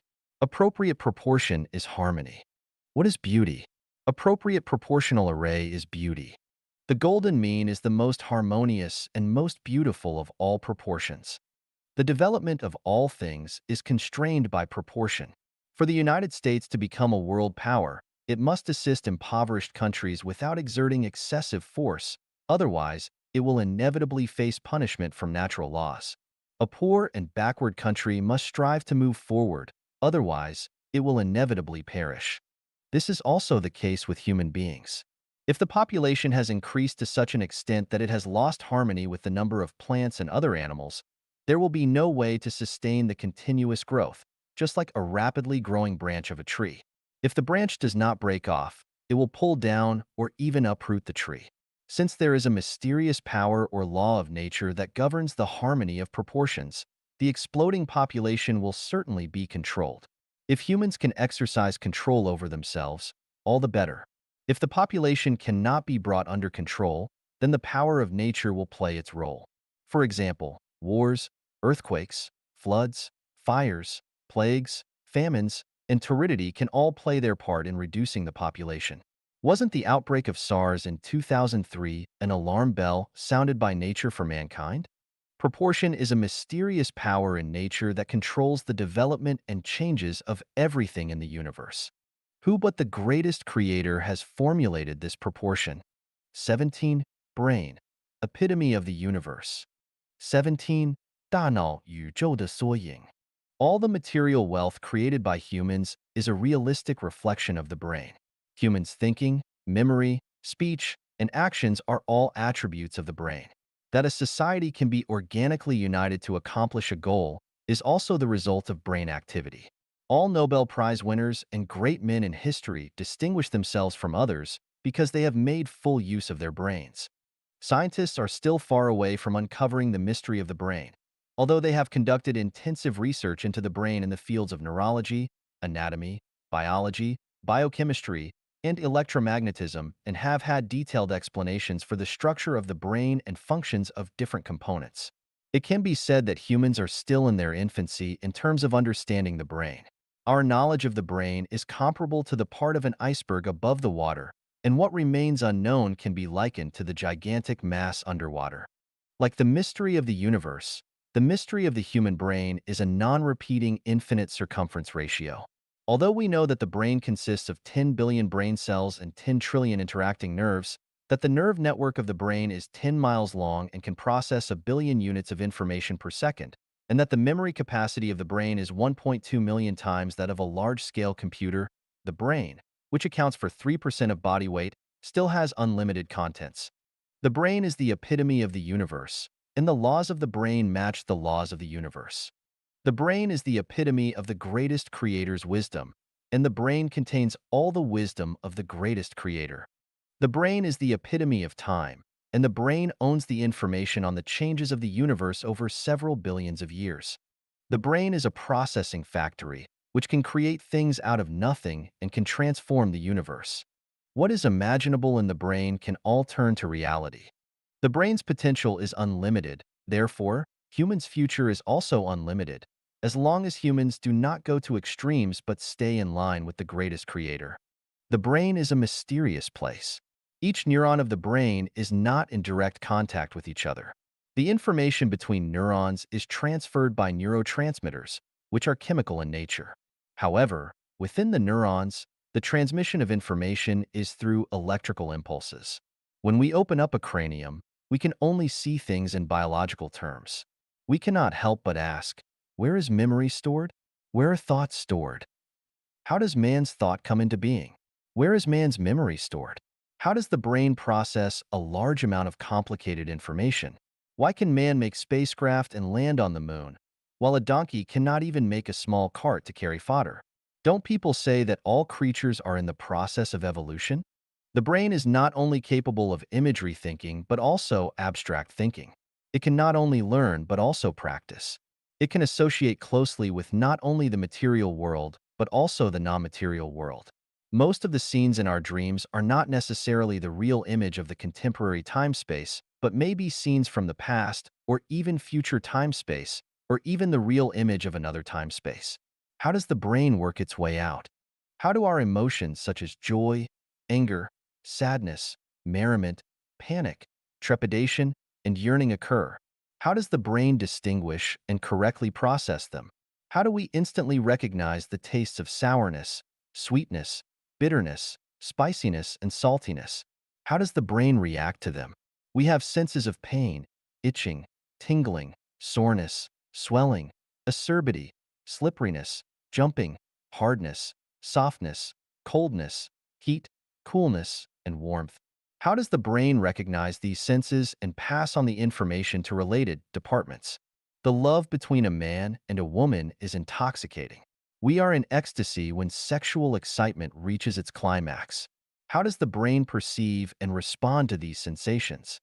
How could the brain come into being if it were not the careful design of the greatest creator? Could such a fantastic and intricate structure arise naturally? Could it have evolved from a single-celled microorganism? 18. 基因生命的天书 18 Gene, a sealed book of life. Genes are a type of structure and the cornerstone of life. It is the general term for the special nucleotide sequences with genetic effects in DNA molecules. The resemblance of children to their parents is caused by the reproductive function of genes, which pass on genetic information to the next generation. The different gene structures account for why the white race is white, the black race is black, the yellow race is yellow, a dog is a dog, and a rose is a rose. Genes are a part of DNA, deoxyribonucleic acid, which is a molecular chain composed of phosphate and sugar. It forms a double helix structure, consisting of two intertwined helical molecular strands connected by horizontal bars called nucleotides. Genes only account for 2% to 4% of the entire DNA mass. Scientific studies have shown that there are about 30,000 human genes, with each gene possessing an average of 14 different versions. The human genome contains about 42,000 gene versions. The birth, growth, decline, and death of life are regulated by genes. Over 8,000 known human diseases are related to genes. The natural healing of wounds in animals and plants is the result of genes' endeavor to retain their own perfect structures. Scientific exploration and research have shown that there are 100 trillion cells in the human body, and in each cell, there are 23 pairs of chromosomes, and in each chromosome, there are 3 billion base pairs. If all the chromosomes in the human body are linked head to tail, the total length will be more than 600 times the distance between the Earth and the Sun. If all the information of a chromosome is written down, it will fill up a 200,000-page phone book. The difference of chromosomes between individuals is only 0.1%. The comparison of the gene sequences of any two individuals reveals that 99.9% of the gene sequences are the same. The functions of the majority, 97%, of chromosomes within human genomes remain a mystery.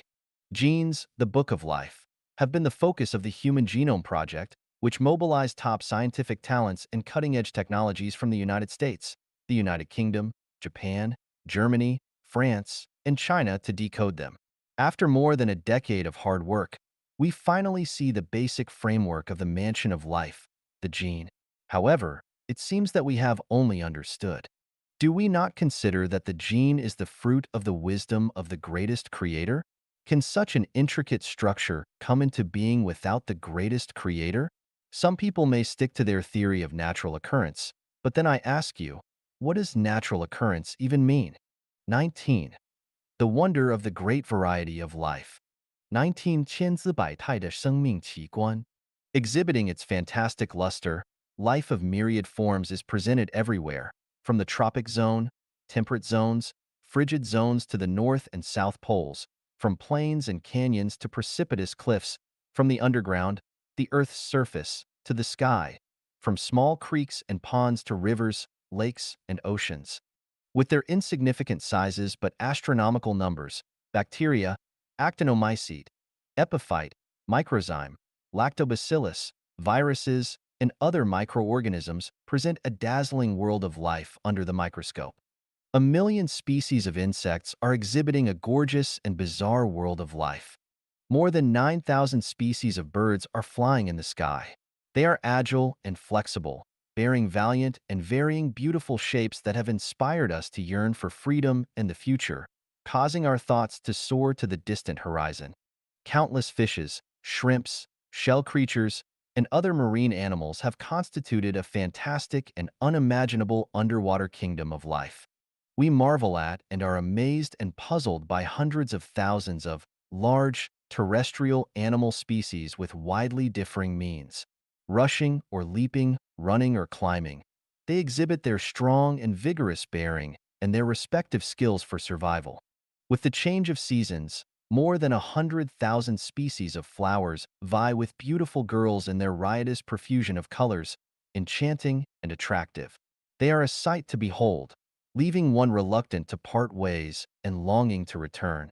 From the creepy lichens to the tall and straight redwoods, from the float grass swaying in the wind to the meandering kudzu vines, from medlar to loquat, from mulberry and elm to coconut.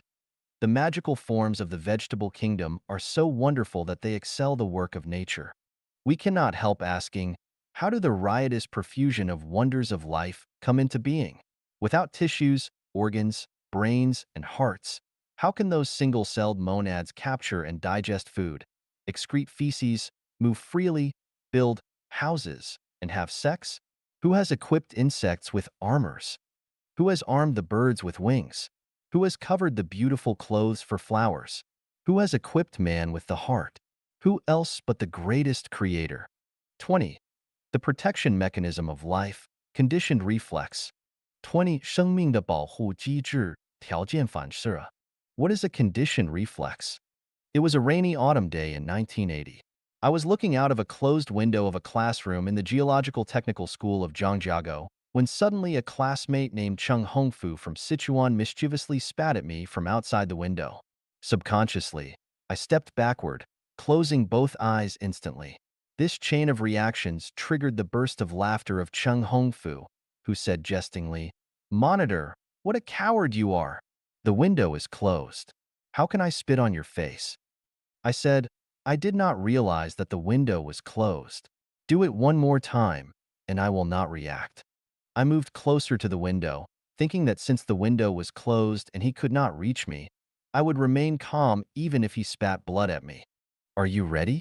Before he had finished speaking, he spat at me again. "Ha ha, monitor. You closed your eyes again." My eyes indeed closed at that moment. Later, I tried a few more times, but my eyes would not listen to my command. Every time he spat, I involuntarily winked my eyes. Later, in the classes of physiology and psychology, I came to know that this involuntary physiological reaction is called a conditioned reflex. Pavlov even conducted an experiment on dogs. The feeding of dogs was always accompanied by the ringing of bells. After some time, the dogs' mouths watered when they heard the bells, even before the food was brought in front of them. Why did this happen? It is because the ringing of bells has become a signal for food for dogs and a conditioned stimulus. The dog's prompt physiological and psychological reaction to this stimulus is called a conditioned reflex. In the chapter Drinking Wine and Rating the Heroes of the novel romance of Three Kingdoms, Cao Cao related a story to Liu Bei. "The green plums on the branch I saw just now in the garden remind me of last year's fight against Zhang Xiu. We were running short of water through the long march then. The army could not put up with the thirst. Suddenly an idea came to me. 'There is a plum grove ahead,' I cried and pointed with my riding whip. Having heard this and thinking of the sour green fruits, their mouths watered, and they did not feel thirsty anymore." Because of the conditioned reflex, the troops of Cao Cao secreted saliva when hearing plums. There are endless examples of conditioned reflex. Poke a crawling caterpillar with your hand or a stick, and it will immediately curl up into a circle.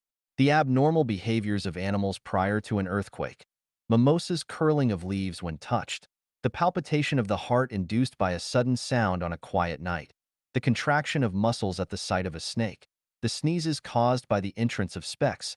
The erection of the penis and the secretion of lubricating mucus in the vagina when watching pornographic videos. The tightening of muscles and the flush of the face at the thought of one's enemy. The trembling of the mouth and the shivering of the body in times of fear and tension. The spontaneous resistance when encountering sudden attack. Inexplicable twitching of the eyelids, flush of ears, palpitation, and twittering of muscles. All these are results of a conditioned reflex. Why are there conditioned reflexes in animals and plants?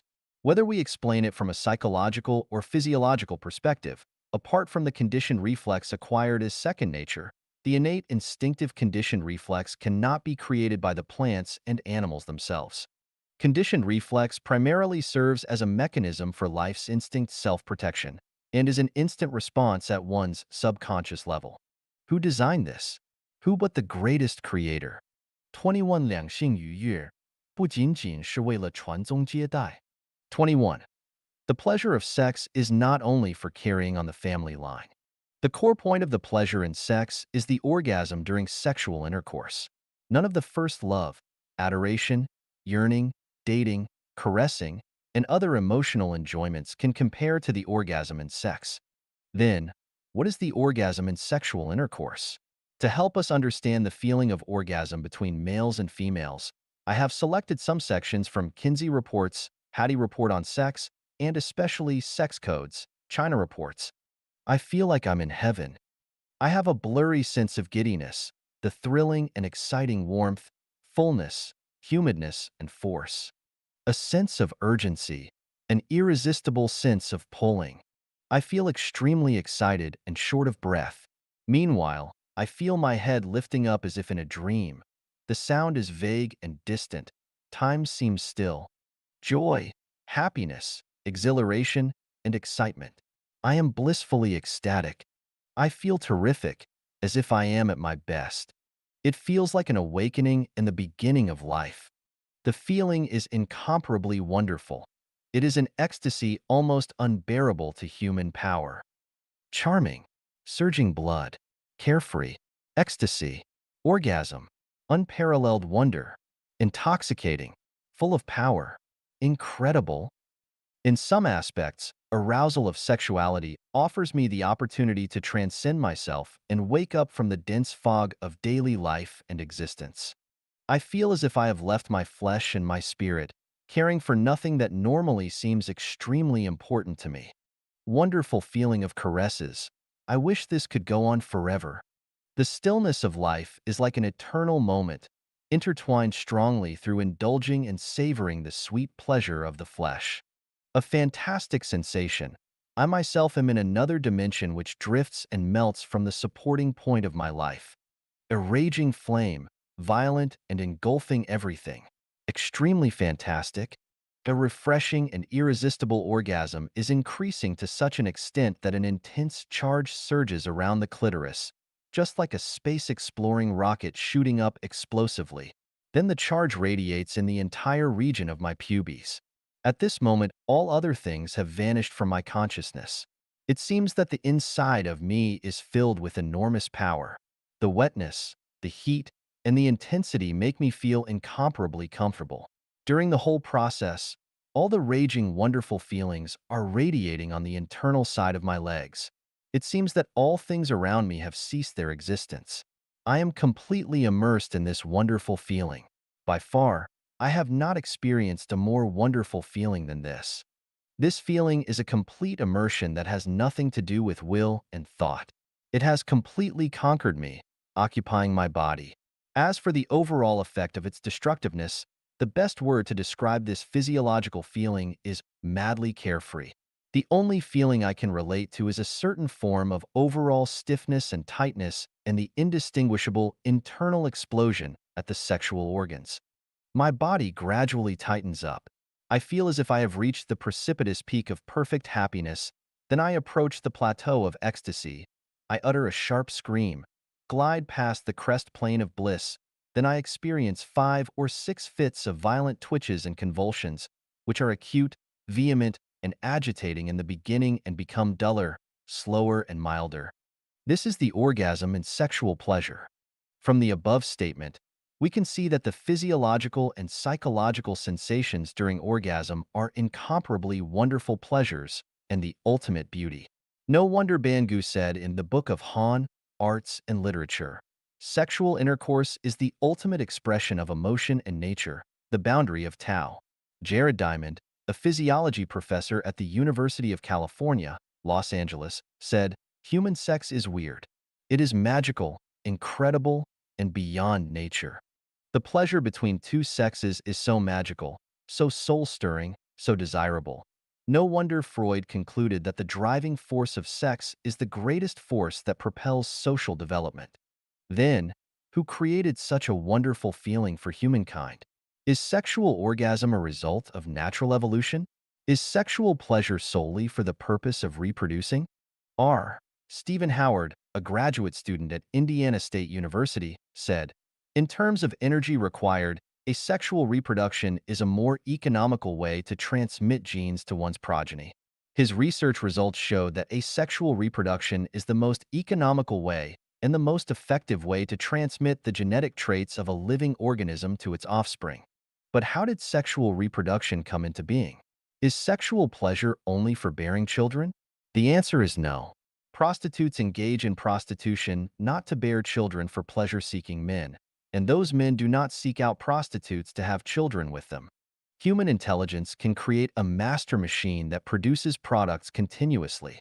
So, why couldn't the greatest creator make a matrix that continually produces offspring? The pleasure of sex is purely for the enjoyment of life, and this is the universal love of the greatest creator. As for the propagation of offspring, it is only a byproduct of the pleasure of sex. Moreover, asexual reproduction will pass on diseases carried by genes to future generations. Through copulation, diseases carried by genes can be remitted or even eliminated. The benefits of crossbreeding are evident. Therefore, a species may go extinct without a sex life. Thus, the pleasure of sex is an arrangement of the greatest creator. Sex life conforms to the decree of the greatest creator. Suppressing, inhibiting, or destroying sex life is against human nature. We should have sex life and enjoy it too. Sex life should accompany us to the other shore of life. It is unreasonable to suppress, inhibit, or destroy sex life because it goes against human nature. Why should we refrain from what the greatest creator has created? There is no such thing as debauchery and dissipation in sex life. The more, the better. There is nothing wrong with the Muzi-Mei phenomenon. If Lin Daiyu in A Dream of Red Mansion had experienced an orgasm, she would not have had such a miserable ending. Does this mean that Life-Chanuen is against Christianity and Buddhism? The seventh precept of the Ten Commandments is, "You shall not commit adultery." In Matthew 5 verses 28 to 29, Jesus said, "But I tell you that anyone who looks at a woman lustfully has already committed adultery with her in his heart. If your right eye causes you to stumble, gouge it out and throw it away. It is better for you to lose one part of your body than for your whole body to be thrown into Gehenna." Gehenna, a garbage dump outside of Jerusalem. The first precept of upholding the right Dharma in Volume 6 of the Buddhist Shurangama Sutra is to abstain from sexual misconduct. If the minds of all sentient beings in the six realms of the world are not tainted by sexual desire, they will not be subject to birth and death. If you cultivate samadhi without removing the desire, you cannot transcend worldly sufferings. Even if you have great wisdom and meditation, if you do not refrain from sexual misconduct, you will fall into the demonic path. There are high-ranking demon kings, middle-ranking demon followers, and low-ranking demon women. These demons also have their own followers, and each one claims to have achieved the heavenly path. In the Dharma ending age after my nirvana, these demonic followers will be prevalent in the world, widely promoting greed and sexual misconduct as virtuous conduct, causing sentient beings to fall into the pit of attachment and lose the path to enlightenment. Jesus is God, and Sakyamuni is Buddha. Their profound wisdom is beyond us mortals, and their teachings are invaluable treasures to our life. Jesus instructs us in divinity. Following the supreme road of life guided by Jesus, we can enter the kingdom of the greatest creator. Sakyamuni enlightens us from the perspective of Buddhism. If we want to attain Buddhahood, we must break with lewdness, not only physiologically but also psychologically. Just like the teachings of Jesus, you have already committed adultery even if you only have harbored the lustful desire. Christianity is the religion of God, and Buddhism is the religion of Buddha. The two religions have made indelible contributions to mankind. Through them, we have come to know the road to supreme life space. It is the primary task of Life-Chanuen to make Jesus and Sakyamuni an integrated part of our life. If the path of human development is comparable to a three-story building, then Christianity will be on the top level, Buddhism at the middle, and Life-Chanuen will be at the bottom. From the perspective of the level of life, Buddhism is a direct ship that leads people to the Western Pure Land, the Elysium world in the 36-dimensional spaces, by crossing over human nature. To board this ship, one must cut off lust.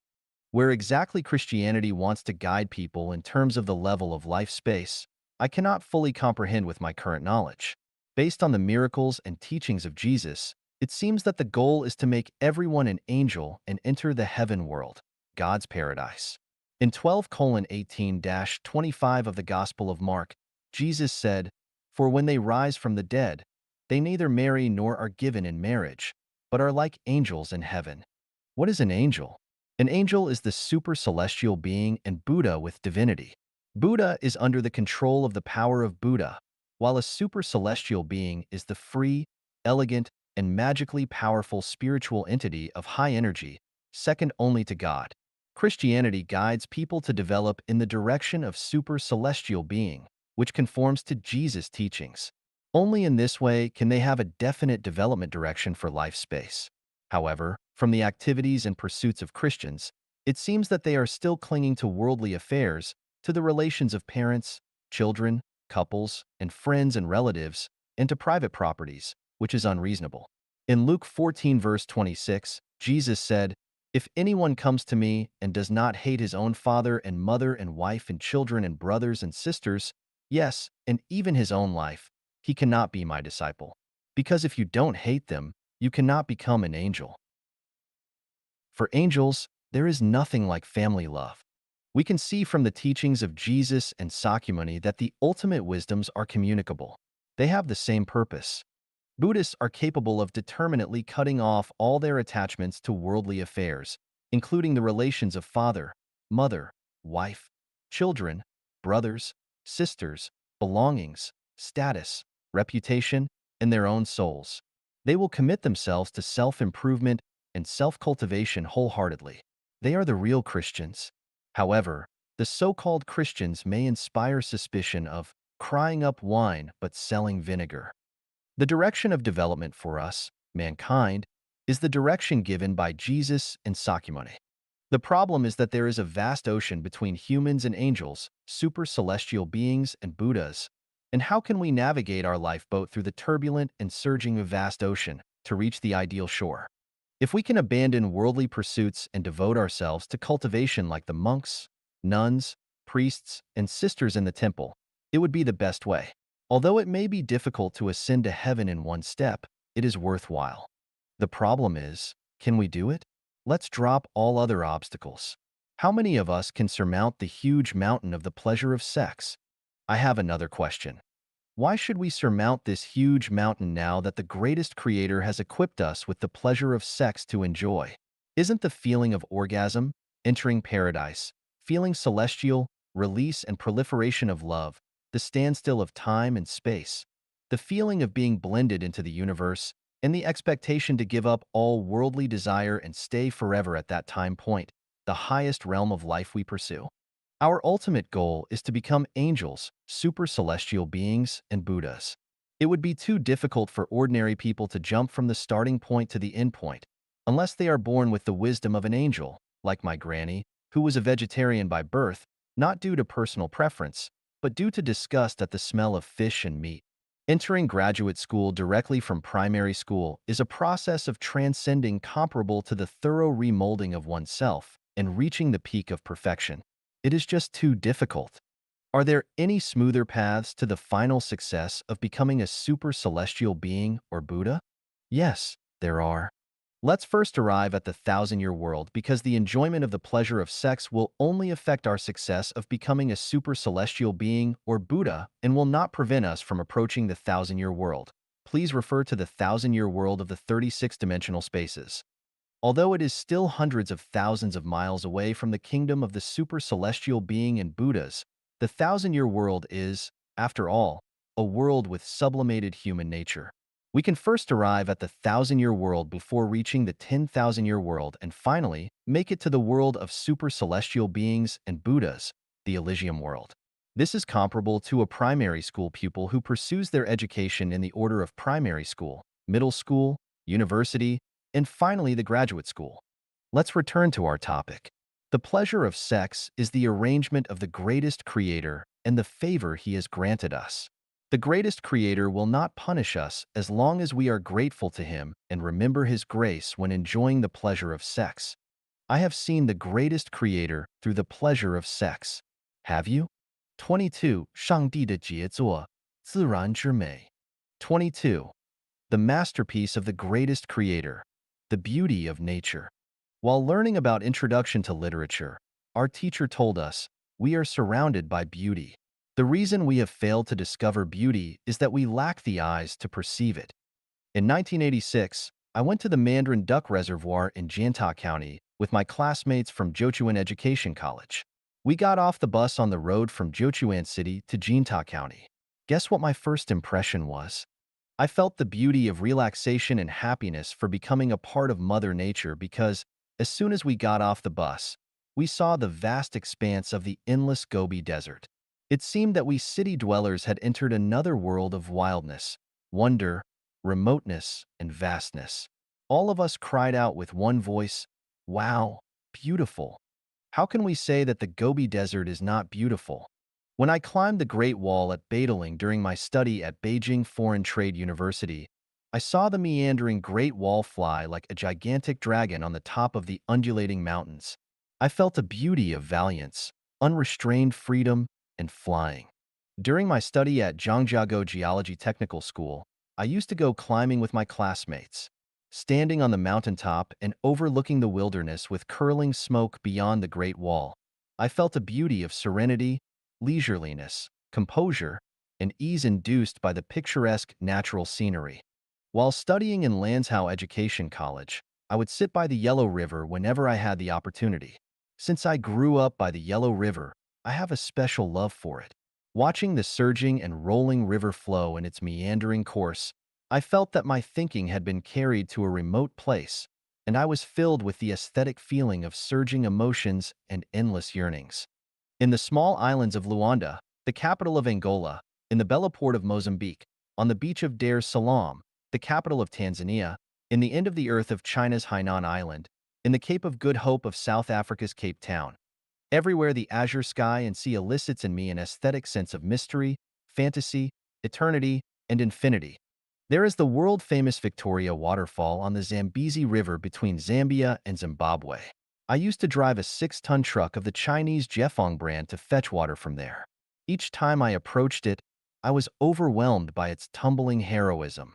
Its vigorous momentum, mountain-shaking power, thunderous rumbling, dragons soaring, and the numerous rainbows among the waterfall created a dreamlike aesthetic feeling of dauntlessness and unrestraint. Harare is